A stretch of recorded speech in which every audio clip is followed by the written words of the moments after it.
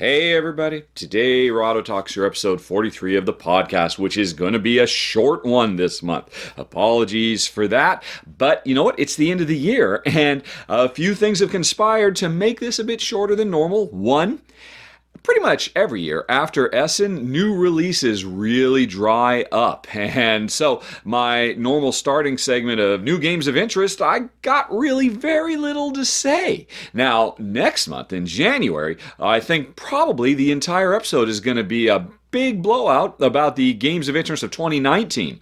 But 2018 is over. I mean, really, the only things I could talk about are a couple of late bloomers from Rio Grande Games, New Frontiers, and Beta Colony, both of which I'm going to be trying to do a run-through for this month because they just showed up in the mail. They're both very, very cool sci-fi Euro-style games, but that would have been the whole segment.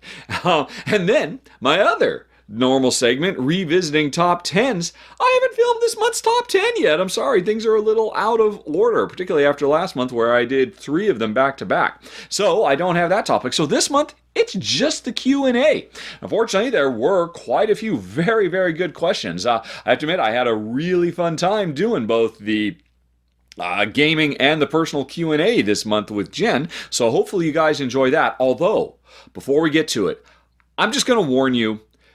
And actually, I scratch that. I'm just going to go on ahead and apologize for the Q&As right now because, man, this month, it's not Rahdo Talks Through, it's Rahdo Rants Through. I was really just going crazy. So much so that normally, the day that I record this show is the same day I put it up. But we recorded the Q&A yesterday, me and Jen, and I just left it overnight because I was almost thinking, man, you know what? I just went too far off the deep end, especially in the personal Q&A, especially when we got to somebody asking about immigration. Oh, boy.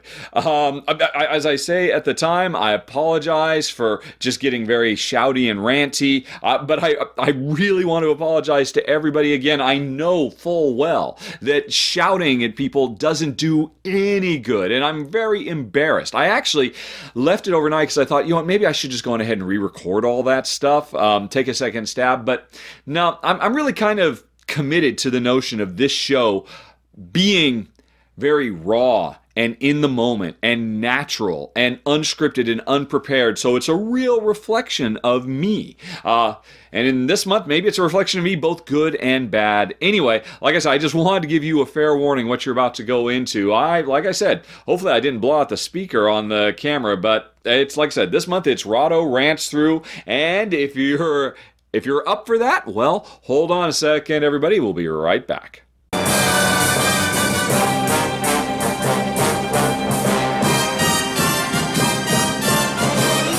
Okay, and boom, just like that, we hit the Q&A. Like I said, it's going to be a shorter podcast than normal with the holidays upon us, but Jen is now here with me. Hi, honey pie. Hello, everybody. Hi, honey. Like I said, there's definitely fewer questions this month than normal. And folks, as always, please send your questions, whatever they might be, to questions@rahdo.com so we can hit them in a future podcast. But, as usual, let's start out just doing the game-related ones. Maybe Jen will pipe in, or maybe she'll just continue looking at puppies on Facebook, which seems to be what she's doing at the moment. Lots of puppies on Facebook. While I do the heavy lifting, and then after we're done with the game-related stuff, we'll move on to the personal-related stuff, whereupon I'm sure many of you will jump ship. But, starting out, Sukumar actually didn't have a question. I remember this when it came in. He just wanted to post a follow-on to a question that I think was last month. I'm sorry, I don't remember who it was, but somebody wrote in talking about how they've noticed that their enthusiasm or passion or drive for gaming has dropped, and they were wondering if I'd ever seen the same, and they just mentioned in passing, oh, by the way, I just had a kid. And both Jen and I had to laugh and say, well, you know, it might be a little bit more of an external thing that's leading to your drop in gaming rather than an internal thing. I don't know if there's something new in your life you might be overlooking there. We thought that was cute. But anyway, Sukumar just wanted to throw in, you're right. A kid changes everything. Playing games with long playtime is definitely effective. I have so many games still in shrink from purchase 2 years ago that we simply haven't had the time to bring out. But on the plus side, my son, who's apparently been watching my videos for years now, is coming to an age 8 where we can play games of certain complexity. I finally managed to break out Jamaica. I think another one of your recommendations. Sorry, no, Sook, I've never played Jamaica. Don't know anything about it. But we had a blast. Let's see here. So, there's just an extra data point for you, but perhaps a hopeful silver lining around that cloud. Not that I want to say your new child is a cloud at all, because I'm sure it's a wonderful blessing and all of that. But anyway, there will be more gaming in your future. But let's see here. Andrew, I believe, does have a question. After listening to the last podcast, someone asked, who is the most creative designer? Oh, nope, this was another feedback from listeners. I had mentioned off the top of my head the most creative designer, or it wasn't creative, it was the designer who had the most range, who did really kind of push themselves with lots of different genres and gameplay styles. Who was the most? And the first one that popped in my head was Dave Tucci. Andrew wanted to say, I'm crazy. Nothing against Dave, but that crown would have to go to Vlaada Chvátil. And I have to say, I figured I'd throw this in because Andrew was not alone. I saw several people reply with that on Boardgame Geek and on YouTube, where every place I posted the podcast, everybody said, what are you, crazy? Vlaada Chvátil, King Vlaada is the king of variety. And yes, I'm a dummy. I'd have to give it to Vlaada over Dave. It's just, Vlada's hasn't really been as active as much in recent years, while Dave has just been cranking out stuff. He's kind of in his prime, and so that's just what popped into my head first. But yes, of course, you got to give some love there for gameplay design variety. Okay, Henrik, I believe, actually has a question. In fact, he has several. Starting out, could I release the Essen list a week earlier next year? I'm sorry, Henrik. When did I release it? I know the video only went up like the day before or something like that. I'd meant to. I think I've always done it like just about the weekend prior to the actual date, because in all honesty, I'm just waiting until the last possible second so it can be as thorough as possible, because I don't understand why there are always publishers coming in the 11th hour listing games. I don't know, if one of people want to go to guild.rahdo.com and give feedback about that would be fantastic. It's a fair point, Henrik. I'm certainly open for negotiation on this. Another reason I wait so long is because I'm lazy too, and I just put everything off as long as possible. Alrighty. Henrik also says, could I give my thoughts about Teotihuacan in terms of relation to other games? Most people only mention how it's a spiritual successor to Tzolk'in, and I'm surprised no one mentions its connection with Versailles and Praetor. Also from publisher NSKN. Personally, I don't find too many similarities to Tzolk'in. Yes, it's certainly true. The similarities to Tzolk'in are more thematic. Although, I think there are spiritual similarities there too. But you're entirely right. And it is something I should have talked about in the video. Because I believe, specifically, NSKN's Versailles and Praetor, both from designer Andrei Novak, those were both big inspirations to the development of Teotihuacan. I believe he was just a huge... Was it Simone Luciani? I'd have to look it up, the designer. He's a fan of Andrei's designs. And, when he took inspiration from both those games, kind of mashed them together, and came up with something really, really cool, themed after the Tzolk'in, Central American historical simulation, and the only place he took it to, as I understand it, was in SKN, because it was kind of a love letter to Andrei's designs. I'm glad you brought it up, because that's just a really cool story. You don't hear very much that kind of overlap between designers. Come to think of it, I'm surprised it's not actually in the rulebook. Oh, I could see why, because that might look like Andrei tooting his own horn. But yes, obviously, that's really the root of what Teotihuacan is, taking the aging dice of Praetor and the big board-sized rondel of Versailles and, creating something really, really cool. I'm sorry, it wasn't Simone Lynch, it was Daniele Taccini. And, by the way, David Turchi, who also worked on it. He did the solo version. There's another way that Dave is branching out. So, you're right. I totally should have pointed it out. But I think if you're going to talk about Teotihuacan, everybody's going to want to hear how does it compare to Tzolk'in, just because that's going to be the first thing on anybody's mind because of the pedigree. During the last couple of podcasts, I've been upset, let's say, about poor game descriptions on Boardgame Geek. And Hendrik fully agrees. Could I give thoughts on a few selected below? He's actually copy and pasted. He knows I'm lazy, so he's copied the BGG description, so I don't even have to go look them up. Okay, it's the one for Underwater Cities, the one for Smash. Oh, yeah. And the one for Paper Tales. And let's see, I have to open this up because it's in a really super tiny font, and I can't read it. I don't know. Am I going to read these entire things? Let me just look at them. Folks, you can just go to Boardgame Geek and look these up and read them for yourself. I'm just going to give an on the fly while Jen continues to look at puppies and kittens because so far no one's had any questions. If you have games questions for Jen, by all means, throw them out there. I mean, there's she might surprise you. You could be surprised. You could be surprised. Let's see here. All right. Number says it takes about... Well, this isn't going to be particularly exciting or fun to... All right. Powerful World, Brains Dominated Property. The main card placement. Oh, yes. You know what? Underwater Cities is terrible. It does an absolutely awful job of creating excitement around the very, very cool and unique element of the game. I think, first of all, the first mistake is they don't even point out the fact that it's a worker placement game where you're using cards as your workers. Just that, in and of itself, that's a hook. That's different because everybody has a preconceived notion of what a worker placement game is, right? I played Agricola. I take little tokens, I put them on spaces on the board, and I do what it says. This blows that out of the water by giving you a hand of cards. Don't get me wrong, it's not the first game that's done it.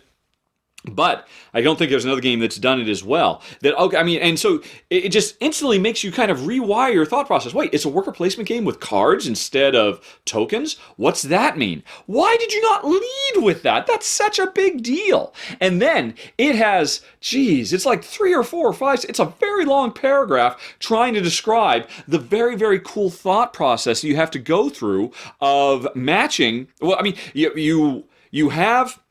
What they don't do here is they speak about it very dryly.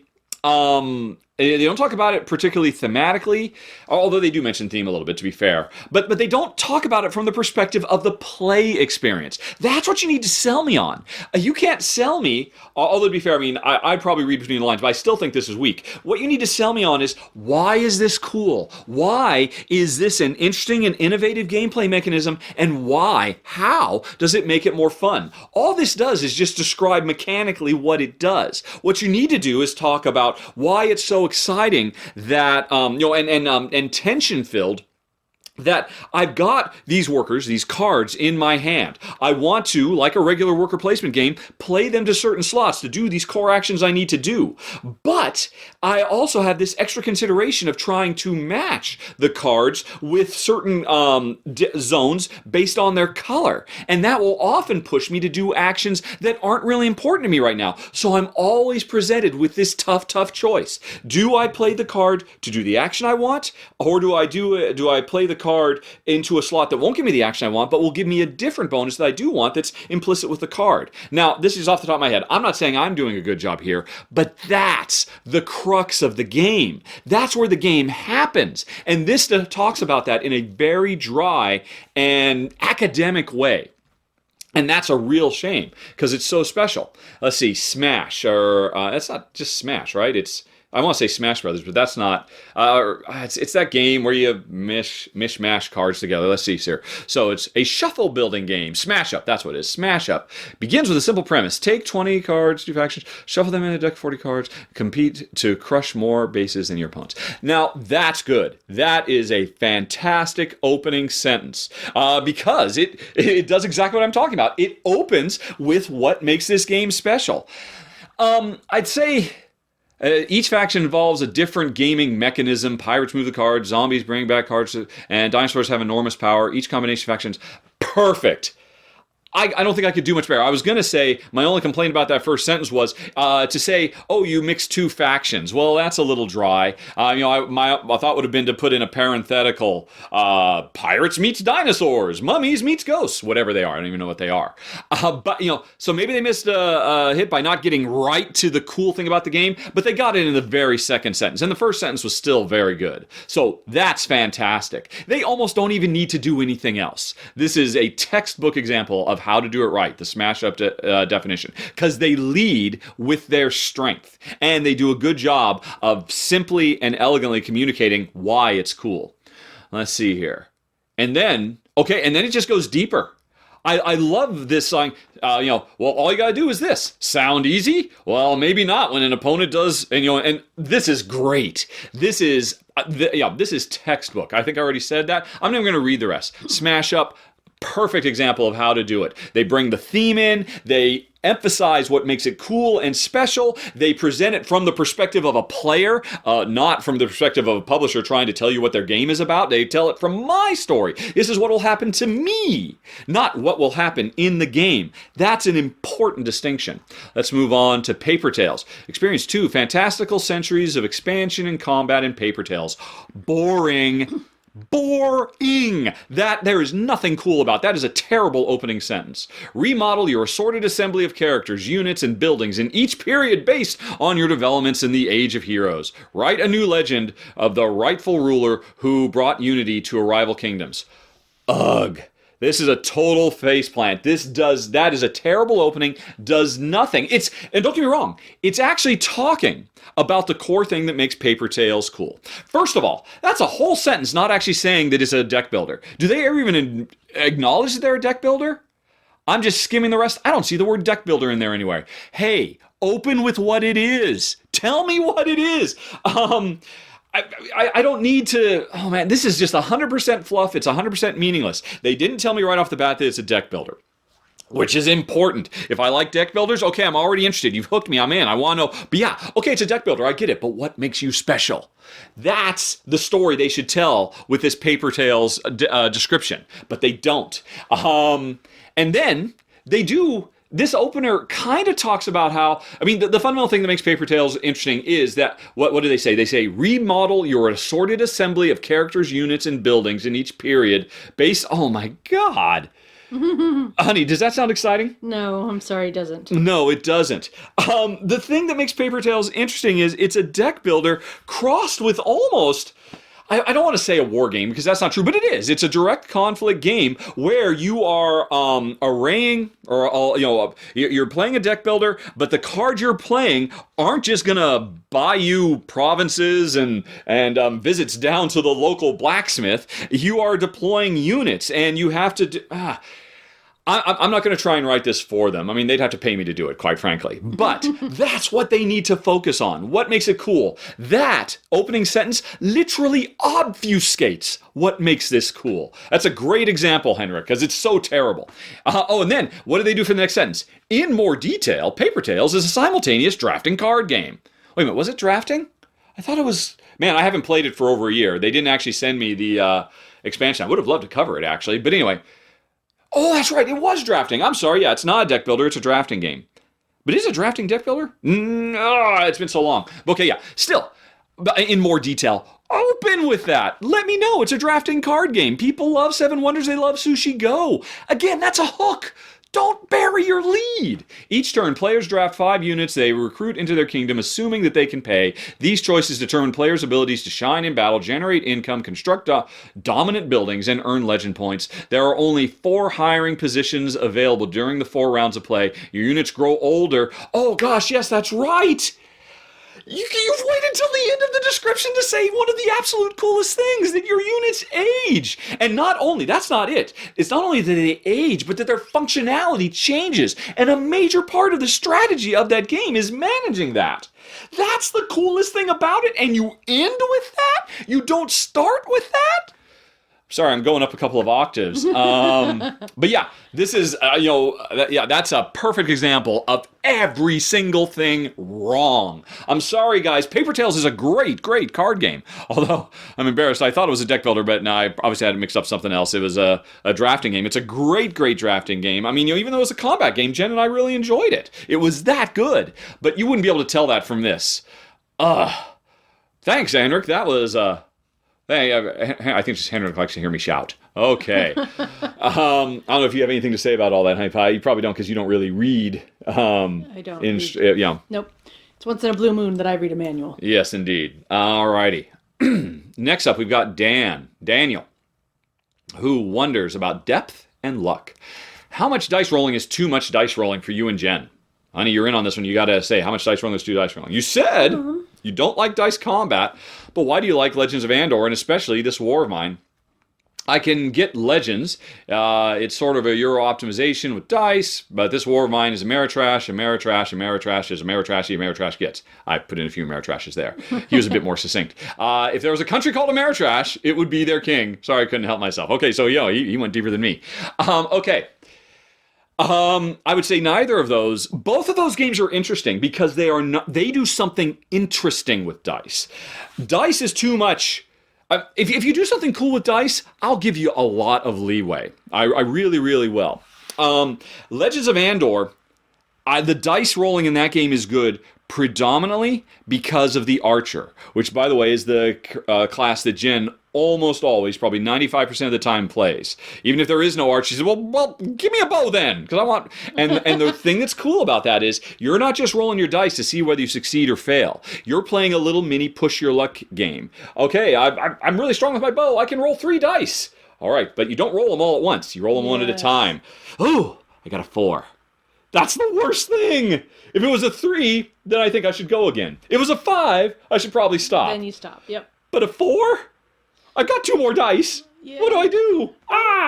And then suddenly, that's cool. That's fun. That's doing a neat thing with dice. And coincidentally, you mentioned this War of Mine does the same thing. Adds this push your luck element. In the overall structure of how you use dice, because you're like, do I keep going deeper? Do we keep going deeper? The deeper we go, the more dangerous the dice become. And so it's not just a flat, boring, I've moved my 3 units into there, and Jen's moved her 2, but she supplemented them with some kind of card, and so, I guess I'm going to roll 3 d6s, Jen's going to roll 5 d6s. I didn't see that card was coming. Let's just roll and see what happens. Boring, because there's no agency. There's nothing interesting going on. Sure, there's maybe interesting decisions that led up to the dice roll, but then the dice decide everything, and we just have to sit back and wait. And there's nothing fun about that. Andor is cool because I roll the die, and then I make a decision. And then, I'll roll another die. I gotta make another decision. We went down to a 3. Do we go again? Or do we just cut our losses? That's fun. When dice pull decisions away from us, that's when it's too much.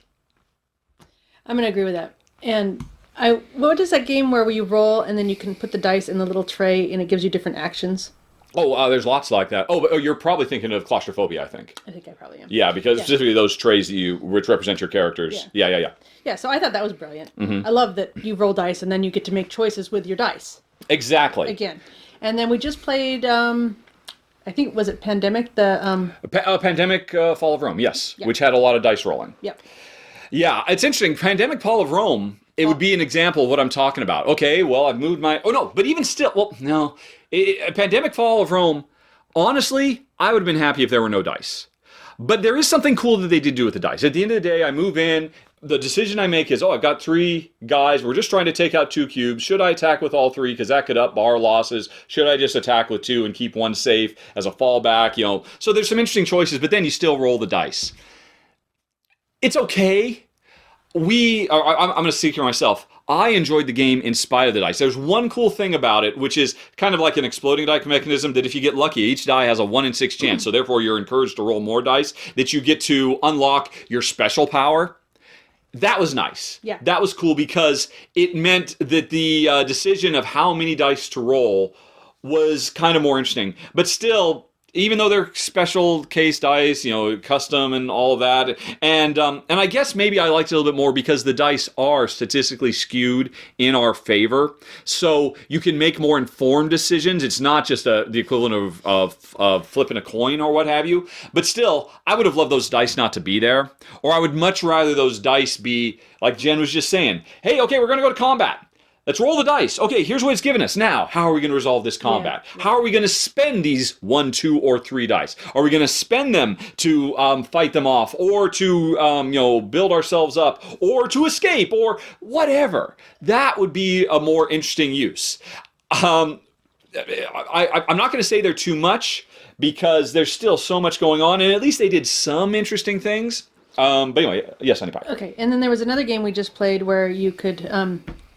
remember I was confused about the dice for most of the game, but basically, I remember that. you had the black and the red and the blue. That is Beta Colony. That's the colonization game, yes. And then you could use the dice, and then you could choose from the row or column or whatever, and you had to pay with the different colored cubes. Yes. Okay, talk about that.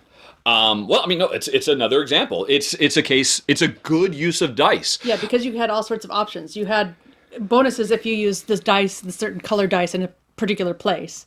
Or you could use it to move, or you could use it for the action of the space that you land on. So I thought it was really good. Yeah, I thought it was really, really good. And it's for exactly the same reason. That's not just we've made all our plans, we've made all our choices, now let's just roll the dice and see if it works or not. That's boring. That is literally boring. At best, that's just leaving it to the fates. Yeah. I mean, at best, it's kind of I could take it or leave it. But it's so much more interesting. Dice are such an incredible tool that designers can use to force restrictions on players.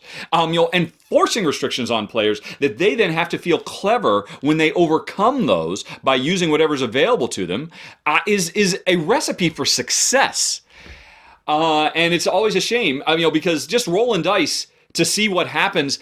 Just go play Monopoly, why don't you? I mean, that's just as terrible of use of dice, as opposed to if Monopoly lets you roll 3 dice, and you then I have a choice. I can use these dice to move, and I could use them to move to one of 3 spaces. I've got a choice about where I want to go, or I could combine 2 dice, which means the third die I could use to move backwards if I want. Suddenly, I'm using these dice as tools.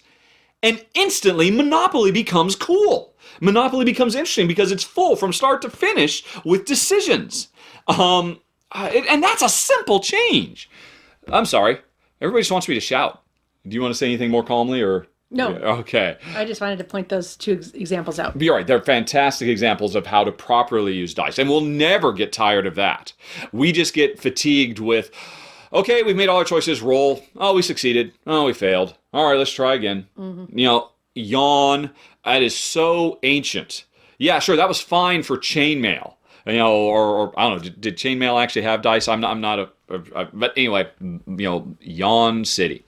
Okay. On the same note, says Dan, do we have any interest in Street Masters, cooperative dice or card-driven dungeon crawl-ish game inspired by old-school beat-em-ups like Street? Yeah, I remember it. Or Solomon Kane. I don't know. Let's see. It has dice drafting. You love dice drafting. Solomon Kane, I don't know about that. Street Masters, they actually contacted me about doing a run-through for it, and I turned them down. I think, was it the Sadler Brothers, I think, are the designers on those, and I think they're great. They've got real promise, but the preponderance of dice rolling, roll to resolve, was an example of one that crossed over the threshold. I was definitely interested because I played Streets of Rage in high school in the arcade. I loved them to death. Used to play a ton of Final Fight on my Super Nintendo too back in the day. But yeah, it was too much. Solomon Kane, why do I not know about that? What is this? Let's see. Came out, or has it come out? It is, no, well, because I don't know anything about it. It hasn't come out yet. From Mythic Games, I don't know. I don't know anything about it, so I couldn't say. I like cooperative games. The subject matter looks good.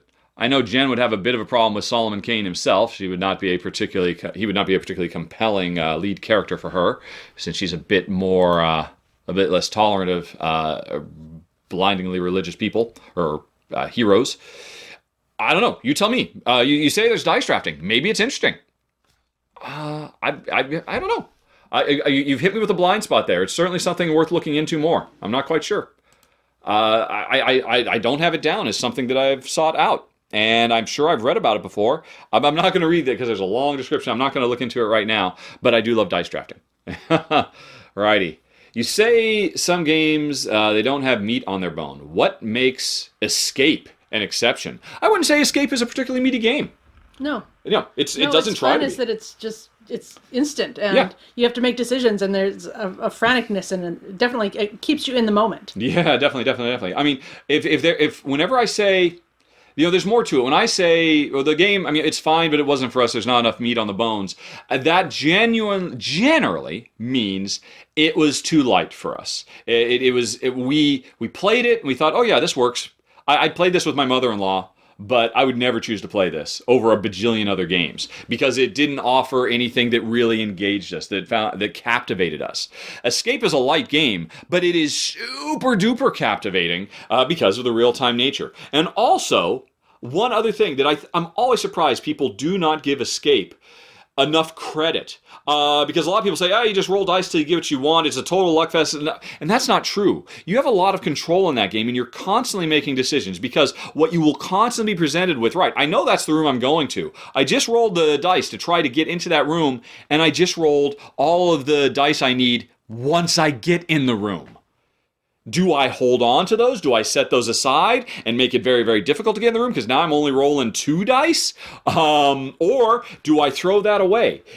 It's a game where you're constantly having to make interesting decisions. Not super heavy, incredibly tough ones, but interesting decisions over and over and over again. The ratio of decisions to time spent playing that game is through the roof. And I never understand because people just ignore that and they say, I roll everything. I didn't get what I needed. Okay, I'll roll everything again until I get what I do. I feel bad for them because they're not really getting the strategic depth of that game. Yeah. Escape is special. If Escape forced you to re-roll every single die every single time, we might not have liked it. It was the fact that it encourages you to set stuff aside and risk and decide how long do I push this risk before I give up. And okay, well, I'll take one of those back and I'll start rolling with them too. Oh no, now I'm getting locked. Okay. But Jen's close by. She can get over here and unlock me and I can still hold on to these things and then we'll both go in the room together. That's the awesomeness of Escape. Definitely. You've made me want to play it. Alrighty. Okie doke. Let's see here. I think that was it for Dan. Moving on to Peter. Yes. Plus, it's awesome because it's so short. It's so immediate. That's a big deal too. I mean, if it were a half an hour game of that, you couldn't stand that kind of intensity for half an hour. Yeah, I mean, it was interesting. That was one of your problems with Escape Zombie City. I don't know if you remember playing it. I do. Because it was a longer game. It was just went from 10 to 15 minutes. If I recall correctly. I have to go back and look. I might be mixing it up with Zombie 15 as well. But it was a longer thing, and it had more. It had more bookkeeping we had to do because we had to remove the zombies and stuff like that. It was overall a more challenging game. But it did require more, and I think for Jen, it kind of crossed a line. It was a bit more fatiguing than she liked. And, I mean, she doesn't like zombies necessarily, but honestly, I thought it was a better game. Sorry, but that's getting off. You didn't ask about Escape Zombie City. So let's move on. Let's see here. Peter, I'm sorry. I should have just replied when this came in. Peter wrote a very long and well thought out proposal for a variant for the game Dreamhouse and wanted to get my feedback on it. Peter, if you've been listening this whole time, you may have noticed I can't even remember from a year ago that Paper Tales was a card drafting game instead of a deck building game. I don't remember enough about Dreamhouse to say. You asked me, you wonder if suggestions to turn the first player into something that, while still inconveniencing the opponents, focuses on improving the first player's options.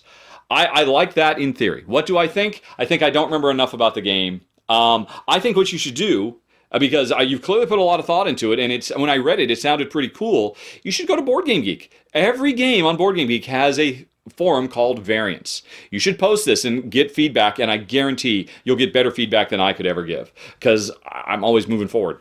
I don't have time to go back. Dreamhouse is in the past. What's in the future? Let's see what Jonathan says. You talked in the last episode about the BGG rating system and how it's skewed towards more modern games because they're just plain better. Alrighty. Well, I agree that the quantity of better games does favor more modern stuff. You missed out. You forgot the O. There are still games that get lost in the shuffle. What if BGG introduced something like Boxofficemojo with adjusting for inflation? I'm not sure how this would work. Because of course, as you point out yourself, I mean, that's not adjusting for subjective opinions about the quality. It's adjusting for cold hard cash based on inflation. But it's nice to have classics have their due right position because of their influence in the hobby.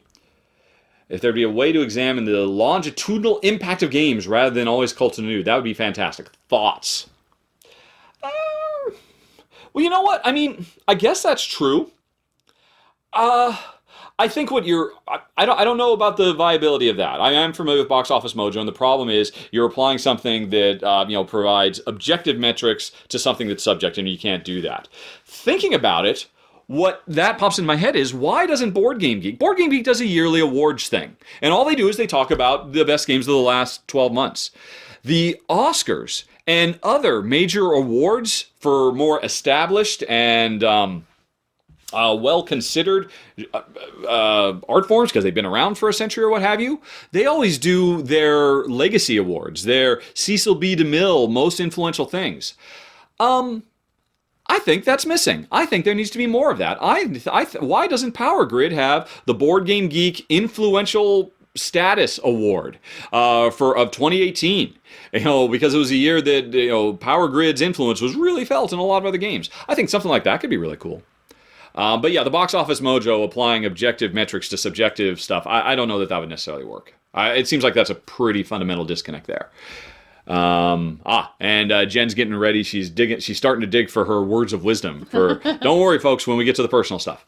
Let's see. Finally got around to listening to the October podcast regarding Robin Hood and Merry Men. I've got it! And I want to play it, but the rulebook is unclear. Since you're in Seattle, may I offer you my copy to come and borrow and do a run-through? Oh, Jamie, we're not in Seattle. I'm sorry, man. Or I'm sorry, sister. Depending. Jamie could go either way. Could go either way. I'm sorry, friend.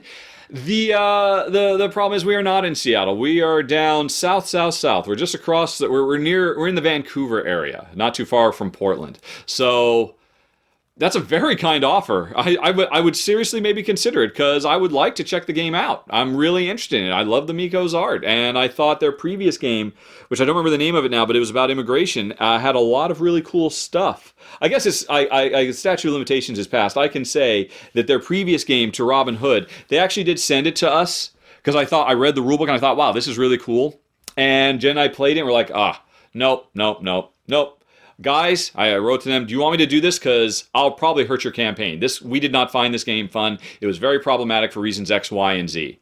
And they were very cool about that. And they said, thanks so much for the feedback. And my understanding is they made a lot of changes to it. We should go back and try it someday. Yeah. But yeah, but I still thought the core of that game was really cool. It just had a lot of problematic areas. So I'm really interested in Robin Hood. Like I said, if we were there, I'd probably take you up on it.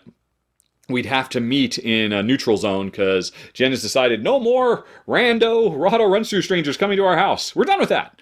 But we'd figure something out. But sorry, Vancouver to Seattle is a bit too far of a drive. Alrighty.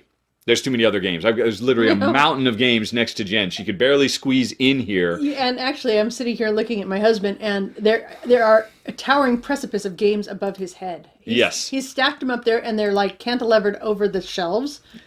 Look at them. You could have an avalanche of games any moment. That one is problematic. You're right. That is a little scary. I had not looked at it from my perspective. Standing up, it looks okay, but down here, yeah, that is a little scary. At my height level. Yeah, at the height level you live. All right. Let's see here. All right. So David mentions, I talked about poorly written rules. For the most part, I agree. One thing that bothers me is the rules, even though some games are very simple. I keep asking the designated game teacher to repeat at the start of my turn. What are my options again? Naturally, after a few rounds, this is clear, but I see no reason why publishers cannot print single sheets for each player with that information on. Yes, player aids. Yeah. That's so dumb when they don't do that. I know they think, well, we know the game so well because we've been playing it religiously for 3 years. Why would anybody need a player aid? It's so straightforward. People need player aids. People need player aids. If you can't afford it, then make the last page of your manual a big, super in-depth player aid and make that your first player marker so it hands around from player to player. Yeah, actually, player aids are one of the greatest tools for teaching a game as well. I'm so happy when there's a player aid because I hand it to Jen, and as I'm walking through stuff, she wants to look at me as I'm talking, or she wants to look at the boards I'm talking. I keep saying, look at the player aid. Yep. I'm always pointing to the player aid because what happens is, if Jen, even though Jen won't remember what rule X, Y, or Z is, or what the structure of X, Y, or Z is, I'm teaching her not to play the game as much as I'm teaching her all the information you need is on that card. He's teaching me to fish, people. I'm teaching her to fish, exactly. It's all right there on the card, and so she knows later on, she doesn't have to ask me the same way you're having to ask the teacher, because she knows, I can just go back there because I saw where that information was.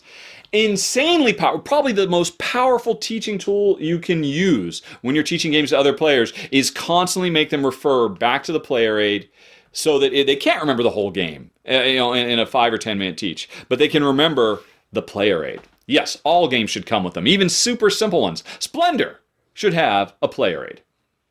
Alrighty. One more thing about poorly written rules.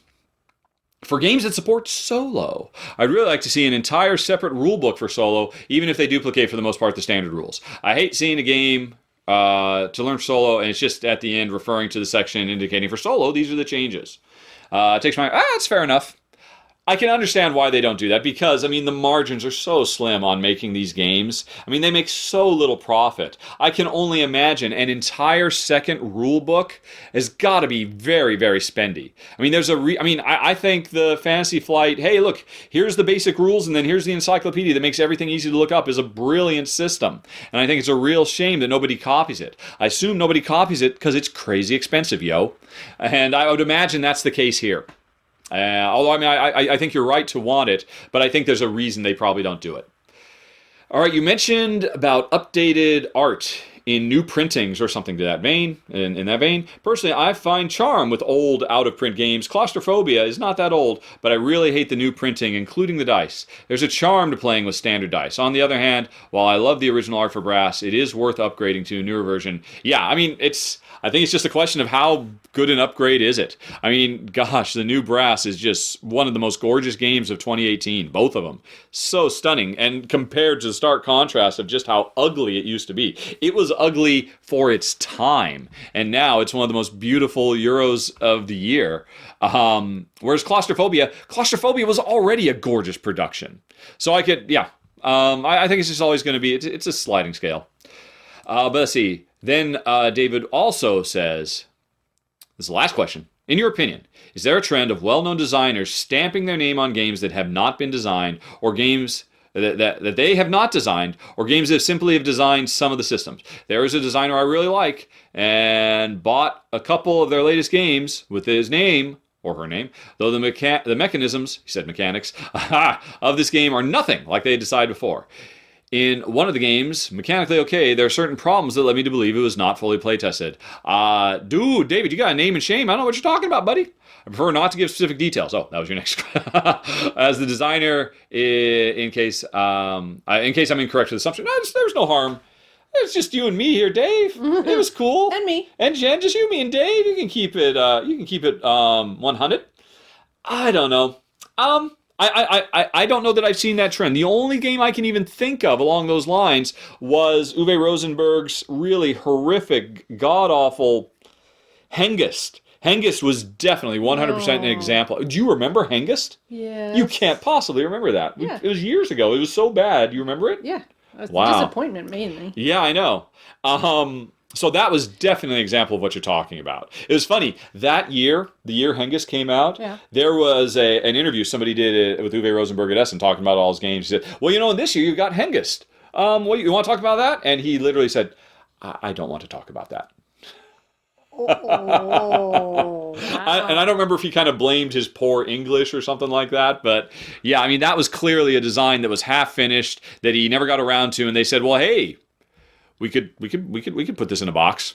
At least I don't know. I'm like you. I don't want to necessarily make bad assumptions, but yeah, that was an example. But I can't think of other ones. David, by all means, write back again next month and give me some examples, and I'll tell you what I think.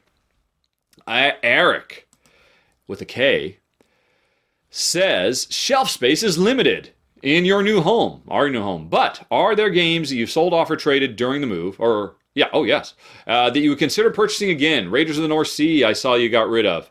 T-Call 2, even though, it's interesting.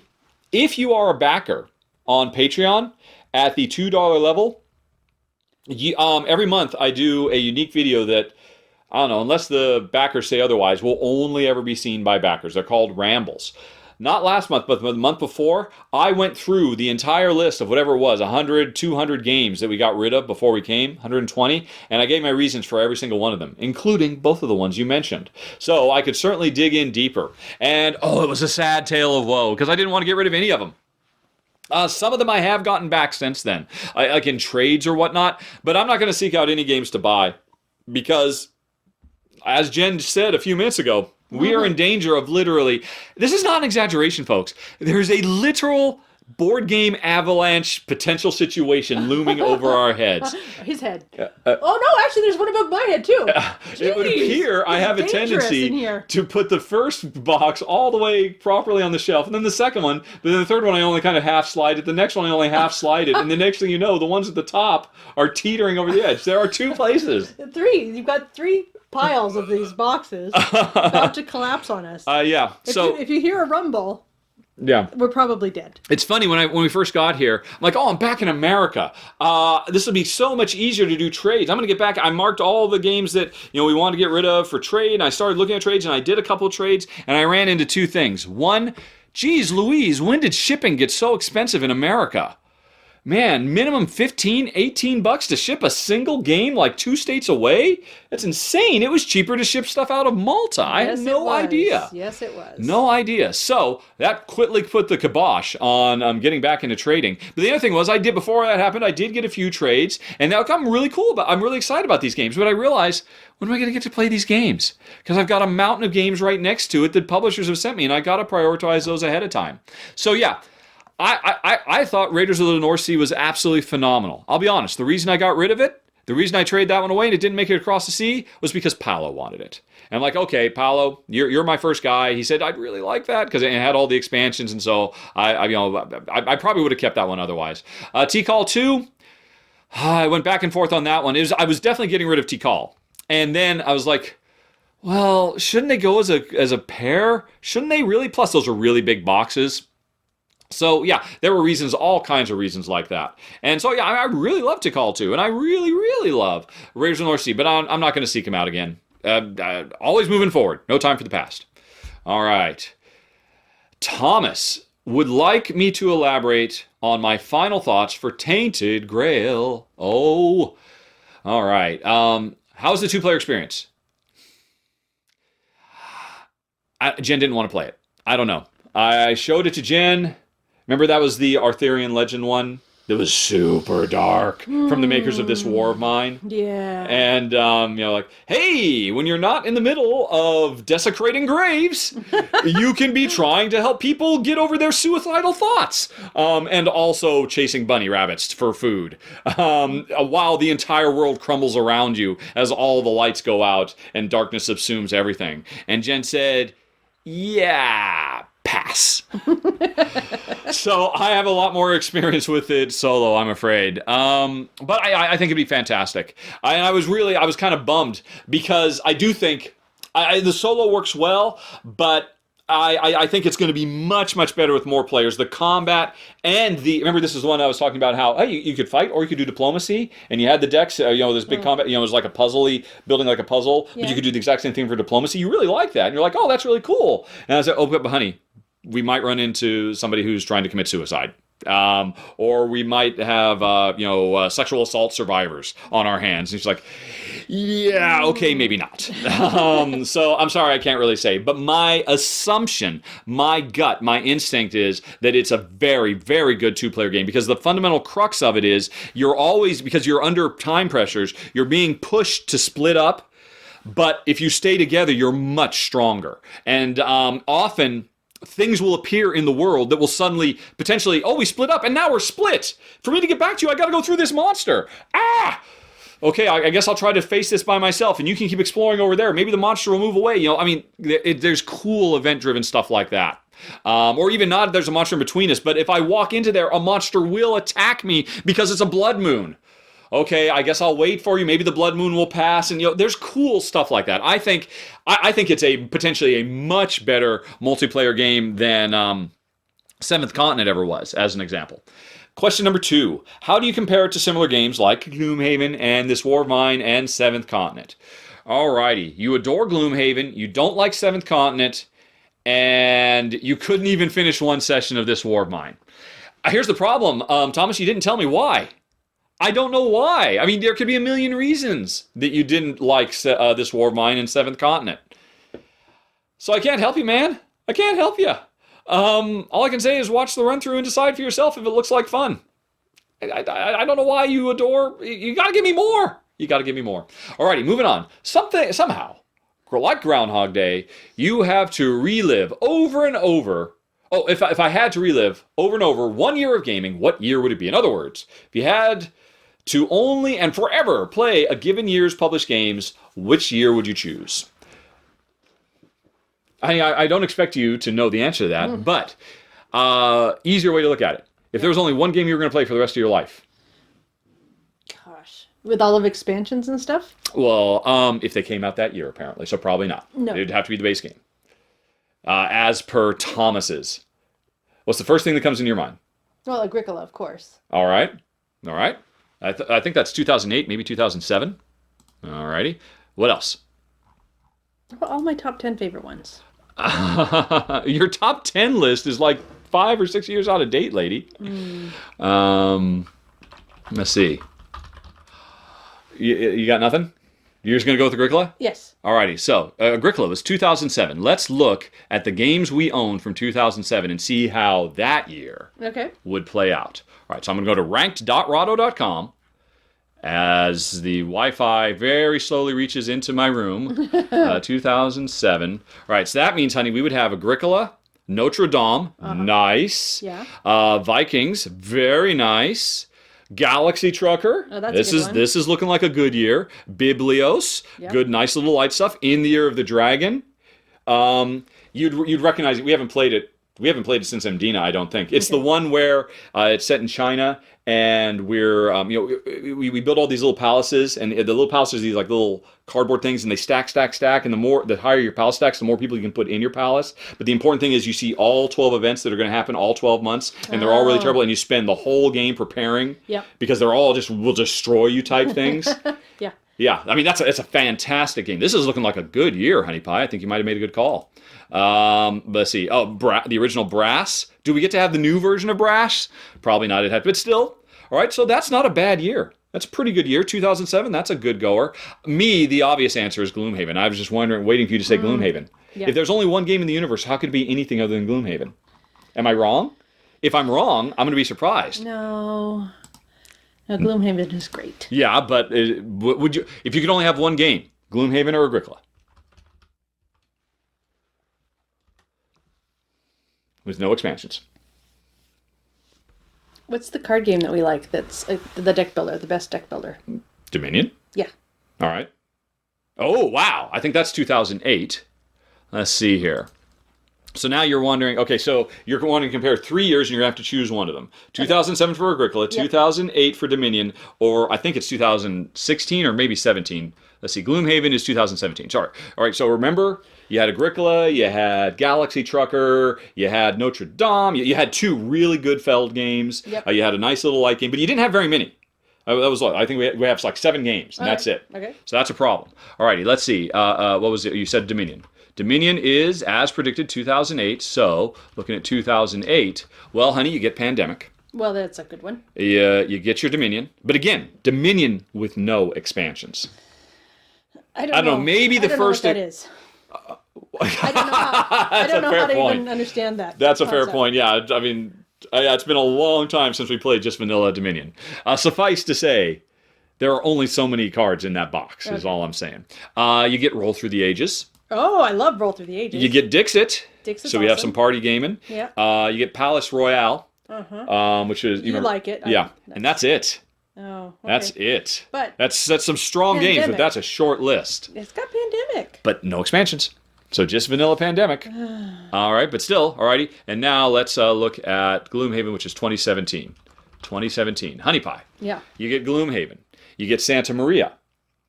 That's the one, if I showed it to you, you'd instantly recognize it. It's the super heavy, crunchy tile laying game where we draft the dice. There's white dice and blue dice, and you're basically putting tiles out into your own little colony in the new world. And if you grab a blue die, I think, you have to put it on the left, and then it goes across from left to right, activating all your tiles. If you get a white die, it's from the top down. Yeah. And so, but you have to activate them in order.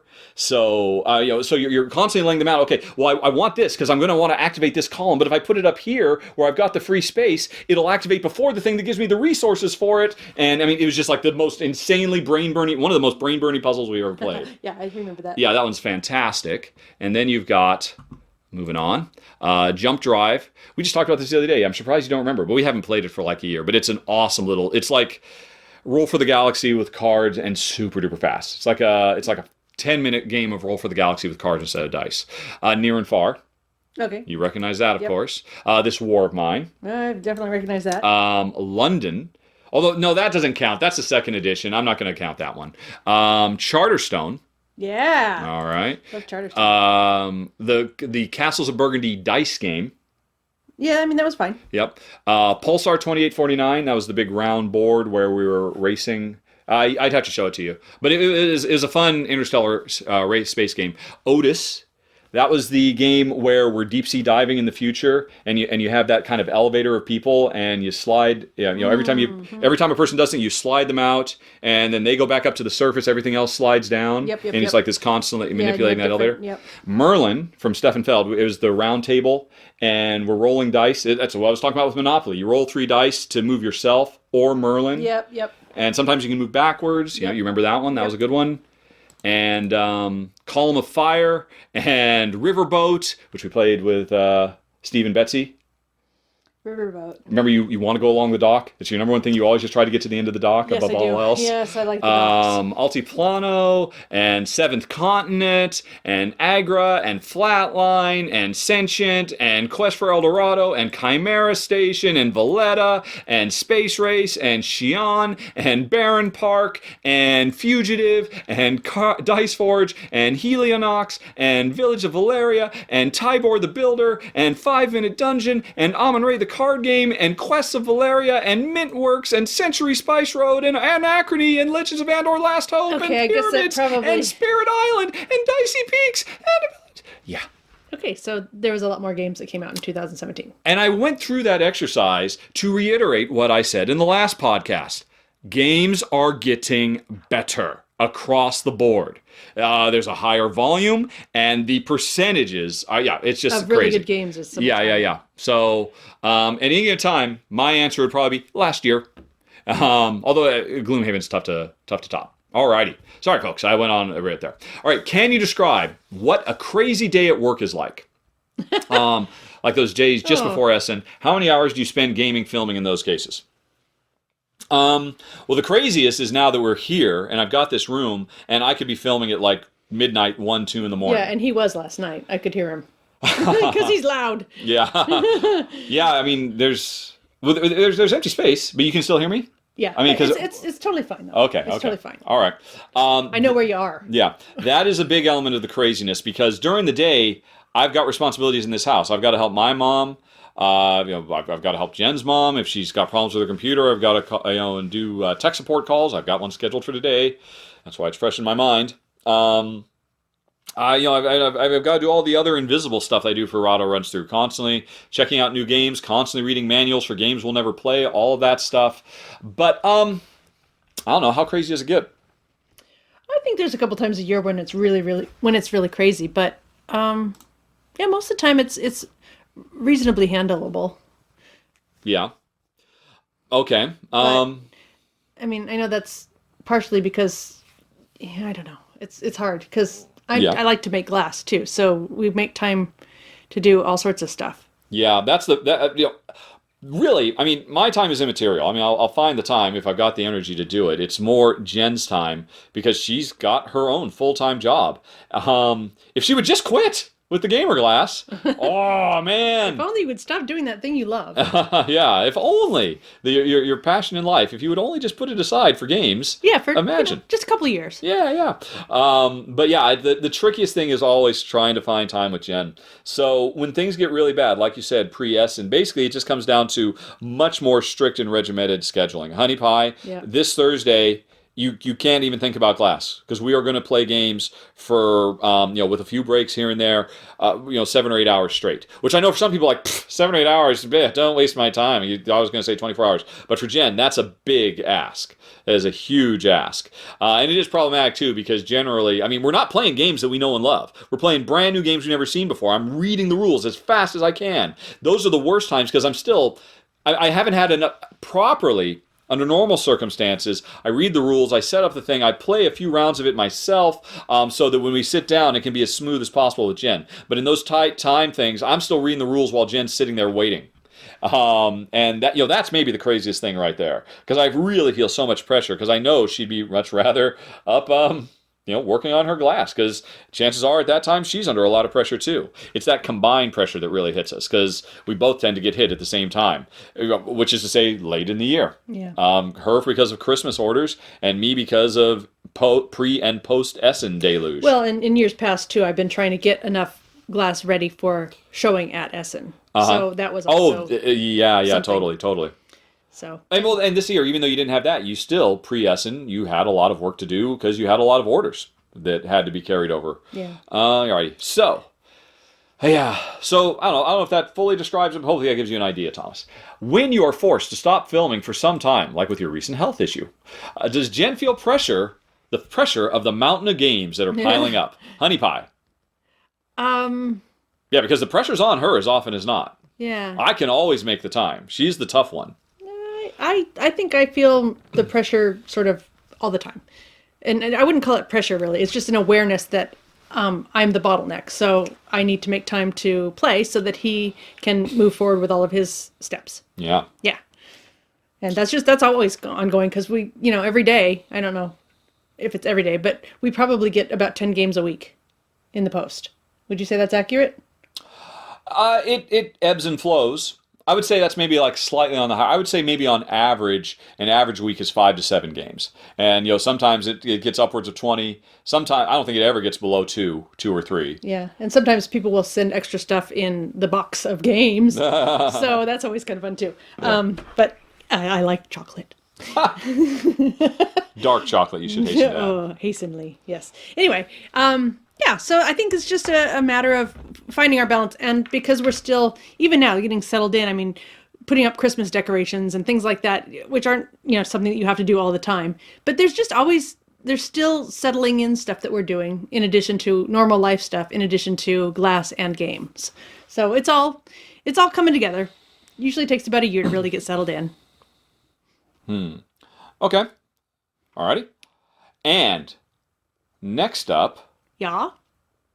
How comfortable are we with the theme of Santa Maria?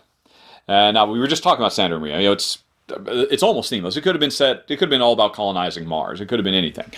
But you don't know this, because why would you? I didn't read that. There was a huge backlash, and made all the more huge because the designer was brave enough to stand up in the face of the backlash and give his reasons. And I have nothing but respect and applaud him for always being polite and always trying to answer questions, even when people I thought were being very unreasonable. But here is the complaint about it. It is set in the New World. We are Spanish. We're literally Spanish conquistadors. And the cover of the box is a big smiling, hi there, Spanish conquistador, literally bigger than life, representing how he's pretty much crushing the native peoples of Central America. And the way victory points are represented in the game is literal happy faces. You earn happy faces because of how happy we are that we're finding all the gold. How did we get it? Oh, let's not dwell on how we got it. Yeah. Let's just get it. There is a conquistador track that makes us rich. Why? Because we go up the conquistador track. No reason to really focus on what's happening there. And and the game at first blush is very cavalier because we are. We're participating in societal genocide, and we're getting happy points for it. And a lot of people were outraged by it. Now, when I did the original run-through for it, I pointed out that I really respected the fact that at the end of the rules, they devoted a whole page to a decently written, relatively in-depth analysis of the reality of the simulation we were playing through. And I thought that was a great thing. Hey, I present the game. I'm not saying they're sugarcoating it, but yeah, but they are kind of dodging the darker aspects of what's going on, and with the intention. And I know this because the designer has explicitly stated this was his intention. They want people to come in, people who like Euro games, like Puerto Rico or whatever, but don't really give a second thought to what they're doing. Because who cares? I'm just moving colorful cubes around and collecting chits and maybe rolling some dice or whatever it might be. I'm just here to have fun. The theme doesn't matter.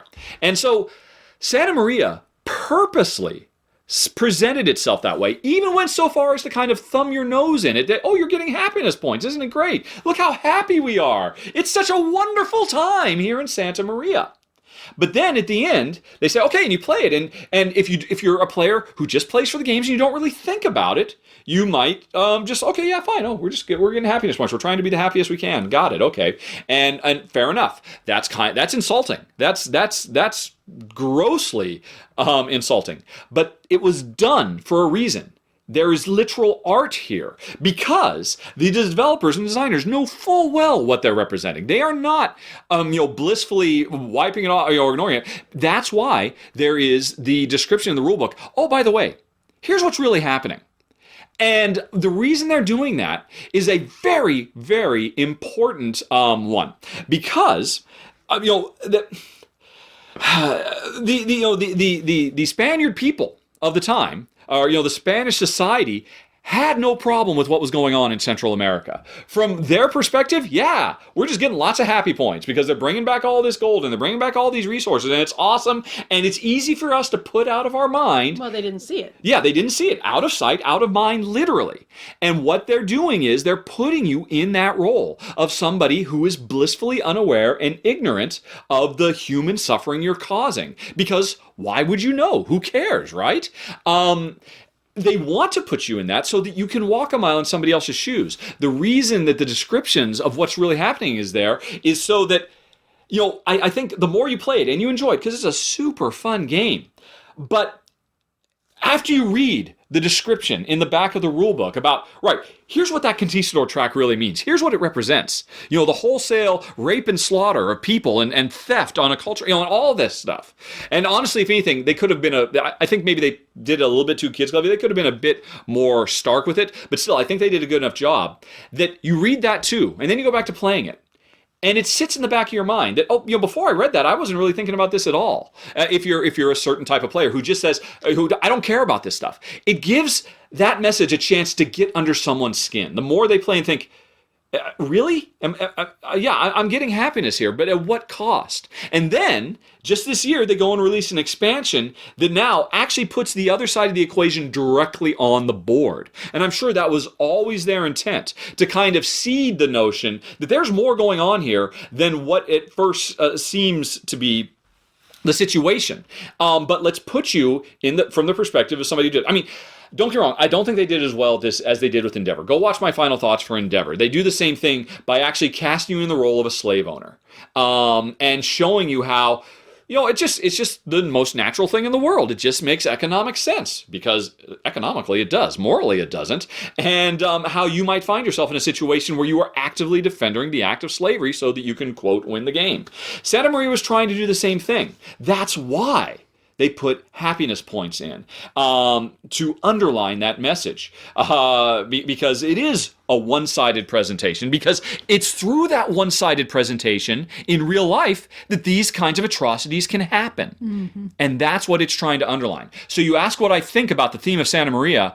I think it's important. And I think people were very short-sighted about it. Now, am I saying he was successful? Maybe yes, maybe no. The proof's in the pudding. But I know for a fact that's what he's attempting because he got on Boardgame Geek and explained all of this. And still, people completely dismiss it out of hand, and it drives me nuts.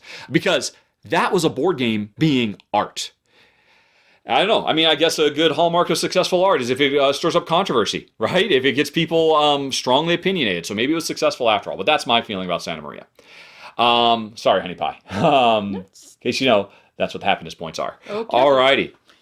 If you were a game publisher, what direction, strategy, or mission would you give your company? Bringing people together to enjoy time together. I guess that's it. That's pretty much it. Yeah. Alrighty. You wouldn't want to change the world? You wouldn't want to open eyes a la Santa Maria or Endeavor? You wouldn't have any kind of socially conscious drive to your art? I'm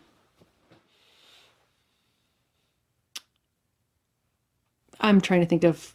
I think all that's very laudable. Mm-hmm. But... I don't know. I don't want to say I think kind of we're here to enjoy ourselves, and there's an awful lot of dark stuff out there already, and taking a break from it in a lovely way, like sitting across the table playing with a friend, seems like a really good way to buck that trend. Mm-hmm. Okay.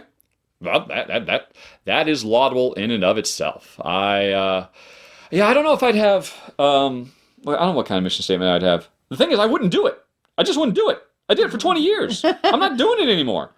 So I like gens. Yeah. Just try to make the world a better place by giving people happiness. Basically. Nothing wrong with that. Yep.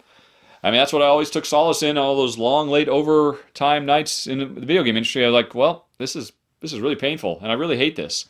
But it'll make people's lives better. So, all right, let's keep going. Right, and finally, Thomas, who kind of hogged all of the questions this month, says, I wonder if you'd mind giving your thoughts on this short article.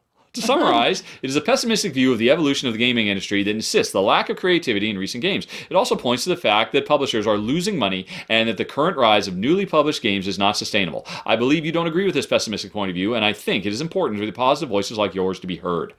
I haven't read the article, but I do not agree with that. I think that is ridiculous, short-sighted, and does not understand history. Here's the deal. I don't know if this is actually going to be a reasonable counterpoint to said article. All creative industries go through a series of cycles. We are a brand new industry, but we are starting to grow up. The thing is, and no industry can sustain an infinite supply of insane, revolutionary new approaches to how to skin that cat. Sooner or later, everybody will have settled down on certain pre-established rules about how to do things. And then it'll go from revolution to evolution. There is nothing wrong with this. This is perfectly natural. This is perfectly reasonable. I understand that 10 years ago, the percentage of, oh my gosh, outside the box, no one's ever seen anything like this before games, amongst the overall complete raft of games that comes out, was much higher than it is today. That is unavoidable. And that is perfectly reasonable. And that is why, to a certain extent, games on the whole are better today than they were 10 years ago, because you have a second generation of designers. Back then you had the first generation of modern Euro board game designers just figuring it out and realizing, wow, we can do more than Monopoly. Yep. And every new game is like, wow, I haven't seen anything like that. We're getting to the point where more and more fewer and fewer games are like, wow, I haven't seen anything like that. It still happens, but it doesn't happen as much. But what you trade that off for is the new generation of designers that know all those games and know how to fix the problems with them, know how to build on them, know how to fusion different parts of them together to create new and different things, know how to evolve. This is no different than the movie industry. This is no different than the TV industry. You talk about generational shifts. The movie industry, the 70s, were an incredibly crucial time because that's where you had Coppola and Kubrick and Lucas and Spielberg and dozens of others, Scorsese, all these people who grew up on the great films of the 50s and 60s when the technology was really satisfying themselves. And then you had this huge artistic explosion where, The Godfather didn't reinvent anything. It just took the lessons learned and did something, or it was an evolution of what had come before. And it's one of the most important works of all time. That's what we're living through right now. And while some people say, well, I remember when I started out, we were making jumps from black and white to color. We were making jumps from silent movies to speakies. Why don't we have innovation like that anymore?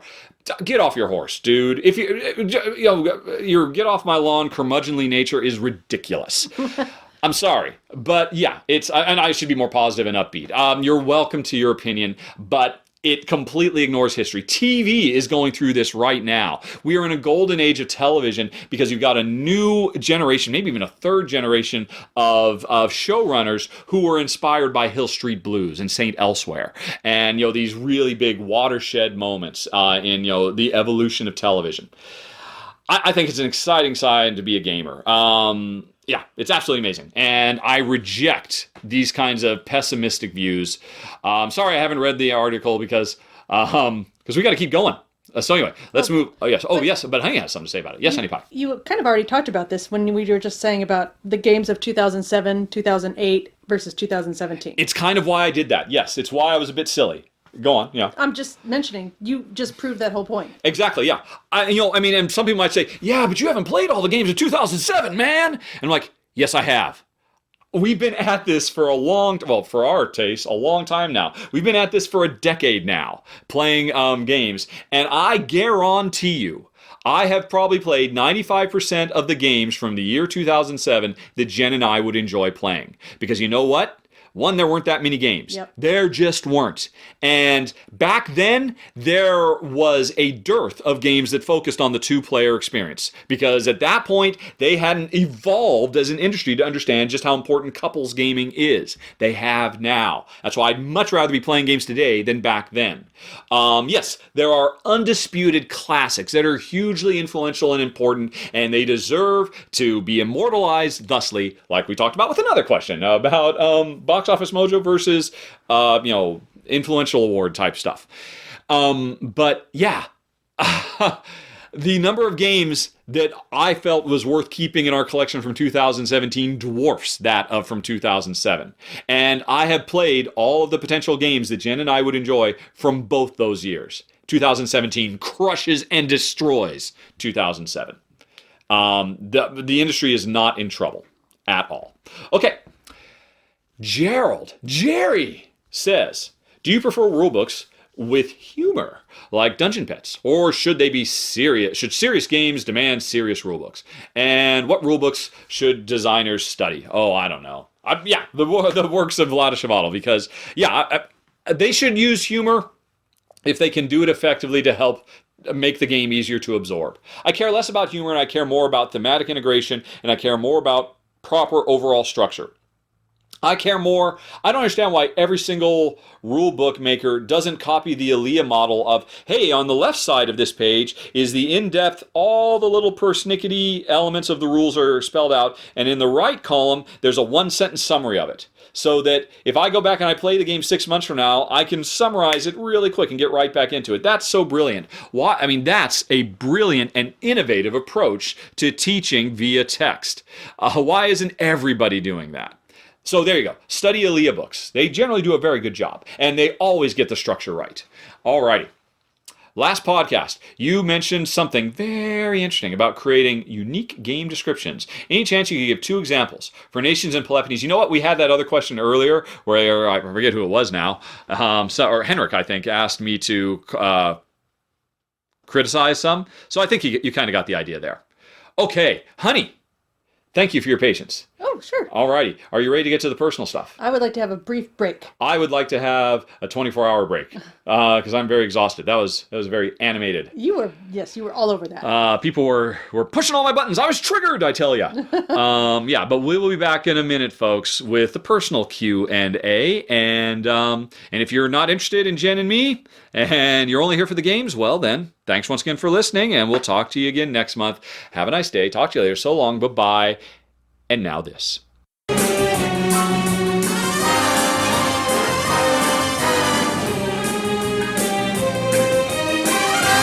Okay, everybody, we're back. Jen's got a nice new, freshly warmed cup of tea. And a few bits of chocolate. A few bits of bitter, bitter chocolate. It's so angry at the world, this chocolate. I can't even tell you, folks. I did open up a fresh bar of chocolate that was only 53% chocolate, and it's sea salt chocolate, which I thought for some reason might be interesting, but I think I was thinking of salted caramel chocolate. Anyway, it kind of tastes like that residue from fireworks. Do you know what I'm talking about? Kind of that sulfuric burning kind of thing that you get in your nose when you're around fireworks. That's what it tastes like. So yeah, that's gonna be sold. Gonna be going in the trash. Wow. You don't think you can make some mousse out of it? I think it's going to have that taste to it. Yeah, it was. Yeah, he had a piece of it, and he says, honey, you can have the rest of that bar. I'm like, yeah, I hope you enjoy the rest of that bar, nope, I said. Nope. But we did have a really good bar of chocolate recently from Green and Blacks, and it was a salted caramel. Oh, my God. He didn't get any. Oh, okay. I had it. I opened it up. I took it upstairs to the studio, and I put it away because he will inhale a bar of chocolate where I will savor it over the course of a couple of weeks. I just savor it differently than you. You savor it all down in one big gulp. Why can't you savor TV shows like you savor chocolate? Oh, so we were watching what we were watching last night, and your mom was so upset. The Rookie. The Rookie had a mid-season cliffhanger. Yeah. And Mom was not pleased with that. She was at not all. pleased. And the funny thing is, okay, so what's the guy's name, the actor? Oh, all I can think of is his John character Nolan. names. Yeah, no. Well, anyway, so there's another. He was in that's right. I mean, a that's series called The Author. What's the author one? Castle. And so I think of his name. Nathan Fillion. I'm sorry. Go on. okay, well, yeah. So we were watching Castle, isn't it? Yes. Yeah, and I think there's like 6 years or something of Castle, and we just keep getting bits and pieces of it. And so Duck's mom knows that there's like 6 years of this TV show, and she's like, "Oh, it's too heavy. I can't do like that's too many episodes. I can't looming commit to that. over me for 6 years of episodes." So when The Rookie started. And I love getting like a whole season of a show, and then I can binge watch if I want to. And then you don't get stuck with these stupid cliffhangers. You can just go, oh, we'll just watch one more. Okay, it's 2:00 in the morning. Who cares? We'll just watch one more. It's okay. So anyway, she was so upset last night because here's this cliffhanger, and it's not going to be on again until January 9th. Something like that. Yeah. I think. And she's upset. I'm like, lady, I told you that there were benefits to waiting until the end of the season and watching it at our pleasure. But she wouldn't have any of that. So my original question though is, why will you savor this and say, I only have one piece a week I can savor it, but you won't savor one episode of a show a week, right, and you must watch them religiously and relentlessly, let it all wash over you, and so only like 5% of it sticks in your brain. Explain yourself. I guess I just like to know how the story ends. Well, she's sooner than later. If she gets a novel, she will just sit down and read it cover to cover. Within a couple days, usually. Yeah. Yep. And he was pointing at my pile of chocolate, by the way, when he said this stuff. Yeah, the bitter, angry chocolate. Why can we have no sweet chocolate? Sweet chocolate's supposed to be sweet. Because if I buy you sweet chocolate, you will inhale it, and it's gone within what? That is true. 3 or 4 minutes? Alrighty. So anyway, actually getting to real questions as opposed to our questions to each other. Ron says a couple of podcasts ago he heard me make reference to Laputa Castle in the Sky, which I believe he's mistakenly called Island in the Sky. Ron, it's Castle in the Sky. From Ghibli Studios. He was wondering if I was a fan of Ghibli, and if so, what movie is my favorite? And Jen's, I suppose. And also, what Ghibli movie would you like to see made into a board game? Personally, he'd like Totoro or Howl's Moving Castle. Let's see. I'm certainly a fan. These days, Ghibli's about the only anime I can handle. And when I was in college, I went definitely through an anime phase. Obviously, when I was a kid, I loved Star Blazers and Speed Racer and a few other seminal shows from the 70s and 80s. But in college, I saw Akira and thought, oh my god, this is amazing anime. It's the most incredible thing ever. And then I saw Ghost in the Shell, and then I saw Castle in the Sky. And I'd still say, I'm sure I've seen all of Ghibli Studios stuff, and I think Castle in the Sky is still the best. Oh no, I've never seen the flying pig, Porco Rosso or something like that. I've never seen that one, but I've seen everything else. And for me, Castle in the Sky is still the high watermark, and it would definitely be the one I'd love to see a game of. I mean, although often I feel like we get to see games set in Laputa all the time, because it kind of feels like that's what Ryan Lockett's art is very evocative of. I could totally see those big guardian robots being central characters in a Ryan Lockett game. Anyway, I don't know. I mean, Jen likes them. Do you even remember them? I think Kiki's Delivery is the only one I actually remember. Okay, I was just going to say, do you remember the one with the little witch girl who delivered stuff with her broom, honey? Yeah. And not only she remembers the name of it. Yeah. So there you go. That's the one that stuck with her. Because you've seen most, I don't think you've seen all of them. But yeah.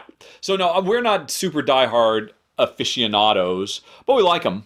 But yeah. Yeah, I used to be much more hardcore into anime than I am now. And mangas and all of it. Alrighty, was that it for Ron? Yes, Chuck wanted to respectfully disagree with implying that the country doesn't welcome immigrants. Oh my. This country. Yes, our country. Not the this country. Over 1 million persons were admitted in the country last year. How many were admitted the previous year? Would be my immediate response to you, Chuck. Yes, we are. Sorry. My mother came here in 1959, and millions upon millions have been welcomed for decades upon decades. That's certainly true. I'm talking about the current administration and their anti-immigration policies that have been absolutely atrocious.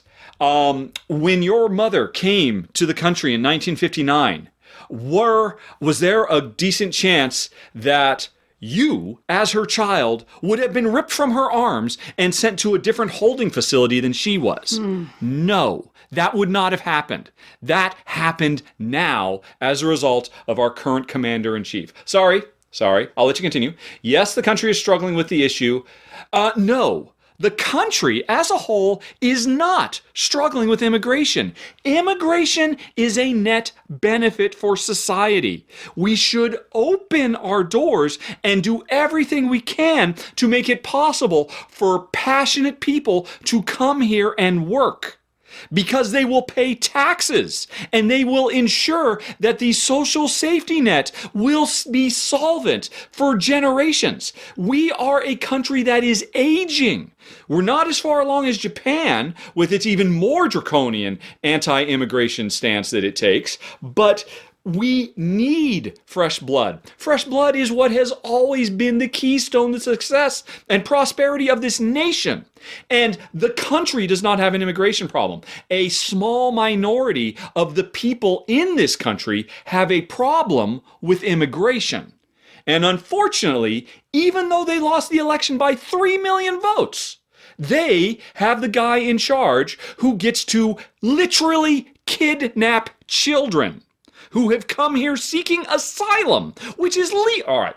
I'll let you continue, Chuck. I just think it's an unfair assertion made in part because you dislike the president. I said hated, and I stand by that. I hate the man. I used to watch Celebrity Apprentice religiously. I absolutely loved it to tears. And it's funny, all those years, I always thought there's no way he could be this stupid. Because, in the final boardroom, he always just made such stupid, capricious, idiotic decisions just on dumb, meaningless whims. You can go on YouTube. There's greatest hits of just his absolute idiocy. And my thought was always, okay, we're just not being fair. We got to see the whole episode. We saw everything that happened. And so they're probably keeping that from him so he can be more real. And so I'll give him benefit of the doubt. I don't give him the benefit of the doubt anymore. He's a terrible, terrible man. And I'm sorry, I apologize. I know there's a certain percentage of folks who are listening to this right now, and it's personally insulting to you. And look, you have your opinion. I am not insulted by your opinion, even though I violently disagree with it. I would request respectfully that you try not to be insulted by my opinion, because I guarantee there are things in this world that you hate that I love. I do not begrudge you hating them. So please do not begrudge me hating something that you love. So, we can all agree to disagree. But Chuck wanted to mention, let's see. Sorry, I think it's an unfair assertion to be made. I stand by my assertion that the current administration's policies that they have implemented are inhuman and ridiculous and contrary to the best intentions, the best wishes, our history, and our future prosperity. We need more immigration. We desperately need it. Yep. It's a good thing. We also need the energy and the oomph that fresh blood brings. Yes. We need passionate people who are coming here to live out the dream that we or our forefathers or Chuck, your parents came here to live out that dream. And every year, it has been getting harder and harder, more and more draconian, and with the advent of literally kidnapping children from people who have committed no crime, because it is not a crime to seek asylum. Sorry. Anyway, you're concerned I failed to acknowledge the extreme historical record that contradicts. I'm not talking about history. I'm talking about today, Chuck. Today. Which is just flies in the face of the history that you are lauding and which I join you in lauding. Anyway, not that we've always been perfect either. Let's go back to World War II and talk about some of the choices we made then. Anywho, you actually had a question. Sorry. Apologies. Wow, this has just been the Rahdo shouting in a mic hour. Happy Christmas, everybody. Alrighty. But okay, you're still on the topic. Why risk alienating your supporters or anyone watching or listening with statements such as these on your videos? Couldn't you have just said what you said without the political spin and still made your point in a more subtle and maybe more effective manner? I think you handle yourself with class, especially when people are being jerks. I enjoy everything you do and always respect the level of dedication you put in the endeavor. Thank you very much, Chuck. I apologize for getting a little heated there. I realize I definitely did. I send my best wishes to you and your family, and I return the favor to you, Chuck. To answer your question, it's interesting. I was really moved by the death of Stan Lee recently. Not because of the death necessarily. I mean, although I think he's... Jeez Louise. God damn it. You can drink your water. Drink your water. He's drinking. He's all right. gloating.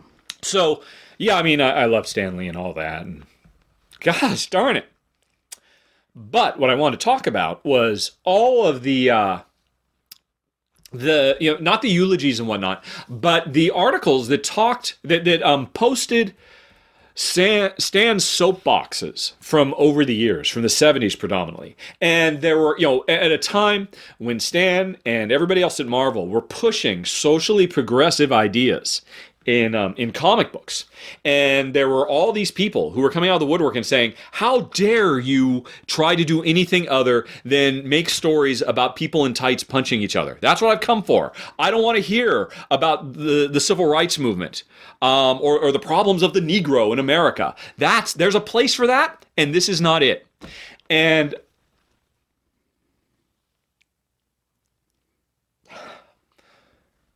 he's feeling strongly.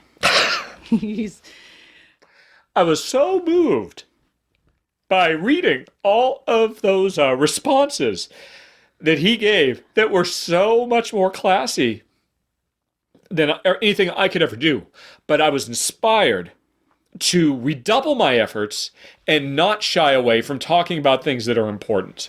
These are important. If somebody asks me, I'm going to answer. I do think immigration is an incredibly important issue. Nowhere near as important as climate change, which is by far the number one most pressing issue facing humanity. But anyway, I was inspired by those. And so I'm sorry if it bothers you, Tom. And I know it bothers a certain number of people. But just because I do a stupid little show about board games, I don't agree that means that I can only be stuck in a box talking about board games, particularly if we're talking about the personal portion of the podcast. Now, to be fair, I think last month it was actually in the game section, right? Because it was talking about a game. Oh, which one was it? The immigration game. Oh, yeah. And maybe I made a mistake. I don't remember. Maybe I made a mistake. And I should have said, hey, let me table this, and I'll talk about it in the personal section. If I talked about it in the game section, I'll cop to that. I tried to keep that to gaming. It was kind of tangential gaming because there was a bunch of people complaining about me saying in a run-through, immigration is good. That's literally all I said, and people came out of the woodwork for weeks talking about how I was an SJW snowflake, and I should just shut the hell up and talk about games. And I'm sorry, I fundamentally disagree with that. I think any platform is a reasonable platform for the discussion of topics that are of huge, monumental importance to society as a whole. including my dumb little podcast. So, Tom, I wish you and yours the best, and I will respectfully disagree. Why risk alienating supporters? Because these are important things that are worth talking about. If somebody decides I'm not going to listen to Rahdo anymore because Rahdo is pro-immigration and isn't afraid to say so, then I'm sorry, we will have to part ways. And I hope you get board game information from somewhere else that you find more in keeping with your personal worldview values. I think it's important to shout about these things from the rooftop everywhere, and stand it too. Well, you hear that about Anne Frank, is if you don't say something as you see things happening, pretty soon there will be no one left to say anything as it happens to you. So we all have to stick together. Yeah. Okay, I'm with you, Chuck. I'm with you. Even if we agree to disagree. Okay. Reed. Oh, jeez. I'm sorry. How He says, I see Syphonfilter made it on the PS1 Classic. The console is getting panned in the press. And I went from planning to buy one to sitting on the fence. Do you get any royalties for PlayStation's classic sales? Wow, I wish we did. No, we don't. If so, maybe that'll get me off the fence. Oh, I'm sorry. You're going to have to totter off the fence without us. Yeah, I'm sorry. No, that ship sailed a long time ago. Yeah, a long time ago. As soon as I walked out the door, I said goodbye to any future royalties. That's not the way it works in the game industry. I have no ownership over Syphonfilter or any of the games I ever worked on. Yeah, but I mean, I haven't looked into the PS1 Classic. I don't know what the problems with it are. I do know if you have a PlayStation 3, you can buy, I think, Syphon 1, 2, and 3, and I've played them. They all play fine there, so that's an option. I would assume you can do it on PS4 as well, but I'm not sure about that. But I do know. I mean, heck, you could probably go out and buy a PS3 for $15 and then buy the games for $3 a pop. And is that cheaper than PS1 Classic? I don't know. Also, I alluded to some black sheep in my family in podcast 42, about how you needed to contact the sheriff about it. Do we want to tell that story? Up to you, my love. Well, they'll take my mind off of Stan Lee. Oh man, that was embarrassing. Anyway, yeah, I'm sure I've mentioned in the past that my younger brother, 3 years my junior. Your only brother. My only brother. I have a half sister somewhere out in the world, but nobody knows where she is because my mom gave her up to adoption because she had the whole thing in college. Anyway, neither here nor there. My brother has always been a black sheep. Even it's a shame because he's always had more potential than me. He's always been smarter than me when we were both kids, sharper, funnier, more charismatic, better looking by every metric. He had everything going except, I don't know, something about his brain chemistry versus mine, because he has always fought everything in his life. And he has always taken the wrong path, the wrong choices, the wrong people in his life without fail. And it's just heartbreaking. But anyway, he's got 2 sons and a daughter that we know of. And the younger son, Sydney, when we got here, my mom was, he had, like father, like son, not far from the tree. I didn't know him. I met him when he was a little tiny kid. I hadn't met him. He's in his mid-20s, and mom was letting him stay at the cabin next door. When my dad was still alive, my mom and dad were still married, but they were functionally separated. They lived next door to each other more as neighbors, just because they'd been through so much, and that was a real roller coaster of a relationship. And when my dad died, we could write a book of all the trials and tribulations my mom has gone through with that cabin. But anyway, most recently, Sydney had moved in. Mom was letting him live there to try and get his life back together.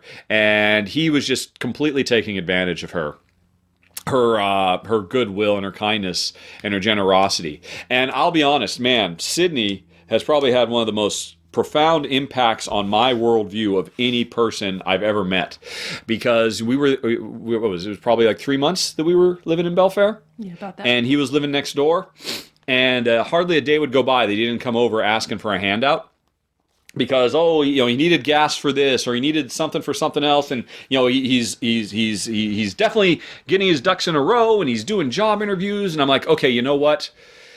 I've always believed You treat a person like you want to be treated. You give them the benefit of the doubt. If you want them to be a good person, treat them like a good person. They'll rise to the occasion. And so, he was my litmus test for this. And in 1.5 million ways, he let me down and proved to me it's not as simple as that. So I'm sure there are plenty of conservative listeners out there saying, yeah, maybe Rahdo's going to get it after all. That some people, anyway, sorry, don't need to get political again. Apologies for that. But anyway, yes. Eventually...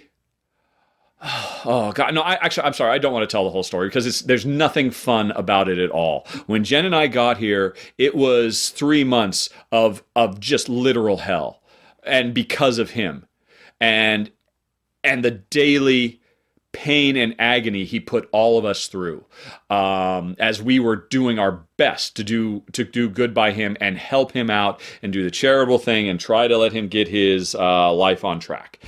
Eventually, we had to leave, and it seemed like we'd reached some kind of equilibrium. He was on track, but as soon as we left, any kind of progress that was made just instantly disappeared. We were getting calls from the neighbors about how all kinds of mysterious, shady drug dealers were hanging out and dealing drugs out of the cabin, and weird Amazon black market stuff was happening, literally. And so eventually, okay, look, Sydney, you have to leave. And he tried to put the guilt trip on Mom, and how he was going to die. And it's like, and Mom had a really hard. It was just the worst situation possible. And we had to. The police had to go out a few times, and eventually, thank God. A literal saint of a woman, our neighbor Terry, who had been helping Mom out off and on for years, as her health got worse and worse, but just really couldn't be there for her full time. That's why we had to come back. Terry stepped up and literally got him on a ferry to go over to Seattle, which is where his dad, my brother, lives.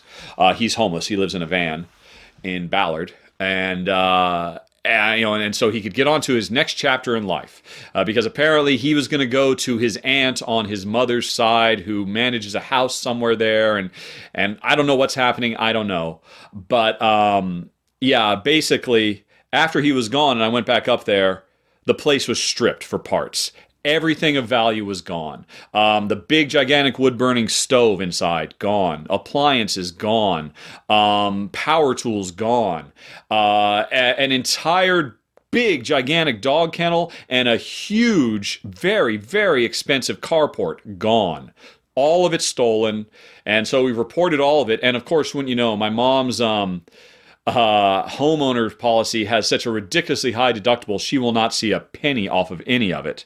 Never mind the fact I'm never seeing that $500 back that we lent to him in good faith. I'll totally get it. I know we're never seeing that $500 again, or $400 or $500. Never mind the fact that he trashed one of my laptops that I lent him. He trashed an iPhone I gave him. Just totally destroyed them in fits of rage. Yeah, I'm sorry. What was the question? Can you tell us the story? No, I'm sorry, Reed. There is no story. But that should give you an idea. But I do not have it packaged in a fun little series of anecdotes that ends with a fun twist. It was just awful. It was just awful. And I work really, really hard, not going to sleep. All these months later, just cursing him under my breath as I'm just trying to go off to sleep because I just can't stop thinking about how miserable. Sorry. Let's get back to some fun. Henrik, help me out here, buddy. No, that's Wisdom Month. That comes to the end. Thomas. Hey, we're back to Thomas. He had a lot of game questions. He has only one non-gaming question. Aside from Beagles, Honey Pie, what is your favorite dog breed or breeds? I love Great Danes. If ever we get a chance to have big dogs. Yeah, but we just can't do it. We can't have a dog that's only going to live for 7 years. I know, but I love them. It'd be a great 7 years. I love them. I know, they're great. They are great. Mm-hmm. It's in the name. In the name, yeah. I think actually our next dogs, I'm sure will be rescue ones. But if I could get something that is, Bichon Frise, a mix of a Bichon. You've been talking about those for years. I have been talking about them for years. Why? I mean, they're those little puffballs, right?